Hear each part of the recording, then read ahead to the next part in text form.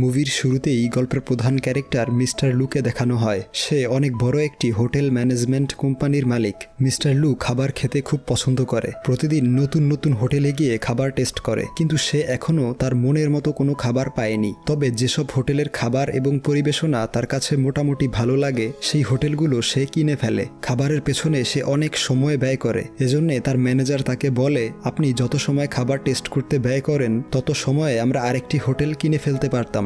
লুজিন রাগান্বিত হয়ে বলে, আমার কাছে খাবারই সবচেয়ে বেশি গুরুত্বপূর্ণ। এই বলে সে ম্যানেজারকে চাকরি থেকে বের করে দেয়। তারপর লু অফিস শেষ করে পার্কিং লটে এসে দেখে একটি মেয়ে তার গাড়িতে স্ক্র্যাচ করছে। মেয়েটির নাম হচ্ছে নান। আসলে তার বান্ধবী বলেছিল দ্বিতীয় তলার ব্ল্যাক কালার অডি Q7 গাড়িটিকে নষ্ট করতে। গাড়িটি ছিল তার বান্ধবীর বয়ফ্রেন্ডের। ছেলেটি তার বান্ধবীকে ধোঁকা দিয়েছে, কিন্তু যখন লু তাকে বলে সে দ্বিতীয় তলায় নয়, বরং সে রয়েছে তৃতীয় তলায় এবং এই গাড়িটি হচ্ছে লুয়ের।